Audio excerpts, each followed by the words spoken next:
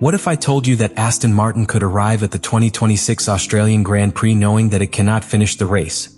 And that the real culprit, according to Honda, would not be in Japan but on Adrian Newey's design table? What seemed like the beginning of a glorious new era for Aston Martin has turned into a true technical chaos. After the Bahrain 2026 tests, the British team would be considering an unthinkable scenario. Going out in Australia just to comply, doing the minimum laps and retiring the car so as not to destroy the few power units they have left available. Yes, you heard right, protect the engine before competing. The vibrations of the new Honda engine are destroying the hybrid system. The batteries cannot withstand long runs and the preseason mileage has been the lowest on the grid. But the most explosive thing is not the technical failure. It is that the Japanese environment directly points to the extreme packaging requirements imposed by Newey as the origin of the problem. Are we facing the first great failure of the 2026 era? Can an overly aggressive aerodynamic concept ruin a project before its actual debut? And what does this mean for Fernando Alonso and for the immediate future of the team? What we saw in the Bahrain 2026 tests was not simply a low-key preseason for Aston Martin. It was the first public sign that something was not working at the very heart of the project. While other teams were accumulating mileage, validating aerodynamic correlation and fine-tuning energy maps, the green box was living a silent nightmare. Cut laps, interrupted runs, and a worrying lack of running that could not be explained solely by strategic prudence. From the first day there were strange symptoms. The car would go out, complete an installation lap and return. Adjustments in the garage. More time stopped than on the track. It was not an aggressive experimental program, it was containment. The Honda power unit showed abnormal vibrations coming from the thermal block that were transmitted to the hybrid system, especially the battery pack. In a 2026 regulation where the electrical component has even more weight in the total power delivery, this detail is not minor. It is structural. On the last day of testing, the situation exploded internally. After just a few laps, Aston Martin would have exhausted the batteries available for testing due to failures derived from these vibrations. The long-run program was cancelled. Race simulations, which are essential for measuring thermal degradation, energy consumption and reliability, simply could not be completed. And the most serious thing, the team finished the preseason with an extremely limited number of replacement units. That's where the scenario that shakes the paddock today appears. Australia might not be a real race for Aston Martin, but rather damage management. Because if the pool of components is small and the risk of breakage is high, forcing the car in the first round of the year could mean early penalties for excess elements, compromising the entire championship. From that perspective, going out, completing the regulatory minimum and removing the car to protect the material begins to seem like a cold decision. But logical. However, this does not just arise from an isolated reliability problem. The origin is an integration. Project 2026 was conceived as the joint masterpiece between Honda and Adrian Newey. But when a designer like Newey imposes an extreme packaging philosophy, reducing volumes, tightening cooling to the limit and demanding a compact architecture to maximize aerodynamic efficiency, the rider's margin is drastically reduced. Honda would have had to redesign some of the initial architecture to fit the AMR26 aerodynamic concept. This involves modifying structural supports, redistributing masses and reconfiguring the hybrid system. And when those changes are made late in the development cycle, bench and track validation time is dangerously compressed. The result may be exactly what we are seeing: unforeseen vibrations that directly affect the battery and electrical system. The sporting consequence is devastating. Aston Martin not only rolled little, he rode without being able to complete the kind of programs that tell you where you really are in race pace.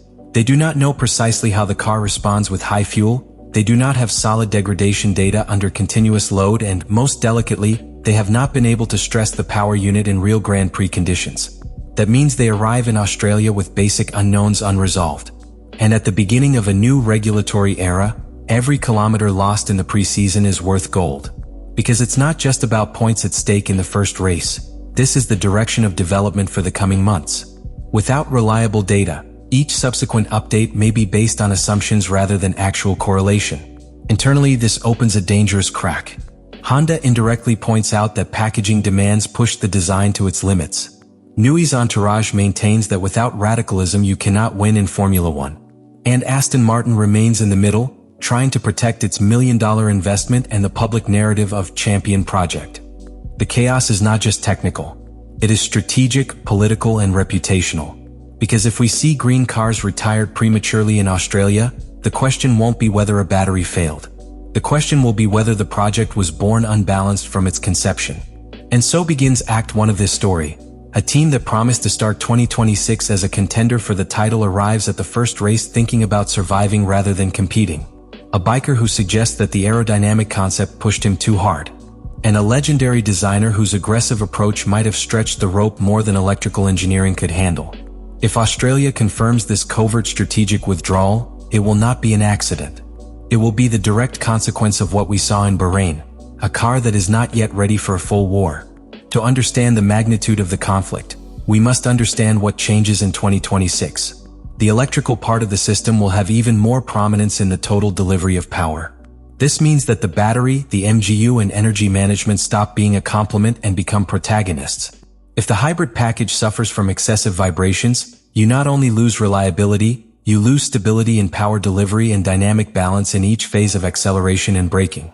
This is where Honda starts to slip its narrative. The original engine concept had to be modified to fit the packaging demands of the new chassis. And when we talk about Newey packaging, we are talking about an extreme philosophy. Newey seeks to compact the power unit as much as possible to free up aerodynamic space, optimize flows towards the rear, and narrow the volume of the car in critical areas. This forces electrical components, cooling systems, and structural supports to be placed in less conventional positions. The problem is that an engine is not simply a block that fits into a chassis. It is a structural part subjected to thousands of vibration cycles per minute. If you alter anchor points, assembly rigidity, or mass distribution without sufficient validation time, you can generate resonances that do not manifest themselves on the bench in the same way as on the track. And that is precisely what seems to have happened in Bahrain. From the Japanese environment, it is suggested that the architectural changes came late in the development schedule. In practical terms, that means fewer hours of dyno testing, less room to redesign internal mounts, and less time reinforcing the battery encapsulation. When a redesign is done against the clock, the margin of error is reduced to zero. Now, Newey's side also has its argument. If you want to dominate a new regulatory era, you can't go for a conservative design. The advantage is not obtained by replicating standard solutions, but by finding gray areas in the regulation and exploiting them. For that, you need conceptual freedom. If the chassis doesn't force the engine to adapt, you lose aerodynamic potential before you start. The clash is evident. Honda needs structural stability and validation time. Newey demands aggressiveness and extreme compaction. And in the middle is Aston Martin, which bet all its technical capital that this combination would be the winning formula for the 2026 cycle. The problem is that when such serious failures arise in the first real test, internal confidence breaks down. If Honda feels it was forced to redesign without margin, it may become more conservative in future evolutions. If Newey perceives that the engine limits his aerodynamic vision, he can insist on even more radical solutions. This tension can become an evolutionary break right at the most critical moment of the regulation. And here the psychological factor comes in. A champion project needs total alignment between the motorcyclist and the aerodynamic department.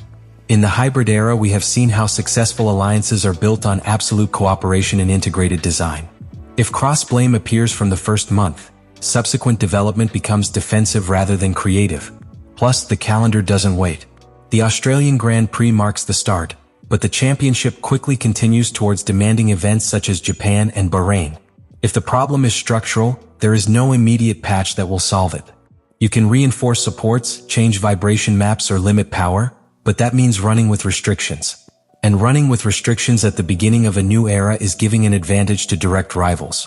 If Australia confirms that Aston Martin competes in survival mode, media pressure will skyrocket. And when external pressure increases, internal fractures tend to widen. Because it's not just about repairing vibrations, it's about deciding who has the final say in future development. Because here we no longer talk about theories or vibrations in a test. We are talking about an official race. Of real points, public image, of credibility. If Aston Martin arrives in Melbourne with limited power units and a high risk of failure, the team faces a brutal decision. Compete to the maximum and risk breaking key components in the first event of the year? Or run in protection mode, limit power, avoid aggressive curbs, and in the worst case, voluntarily withdraw after fulfilling the essential minimum. And either option has consequences. If they break the car and break a unit in Australia, they wouldn't just lose that race. In a regulation with a strict limit on components, they could start the season already conditioned by future penalties. That means starting from the back on circuits where they may have a competitive pace. It is mortgaging opportunities before developing them. But if they choose to protect the material and carry out a covert strategic withdrawal, the blow will be reputational. Because the implicit message would be devastating: we are not ready. And in a new regulatory era, admitting initial weakness can psychologically mark both the team and its rivals. Furthermore, the championship does not wait. While Aston Martin manages damage, other teams capitalize on data. Each lap completed in real conditions allows the wind tunnel, simulator, and track to be correlated. If they cannot shoot freely in Australia, they arrive in Japan and Bahrain with less information, less confidence, and less room for reaction. Let me know in the comments what you think about all this.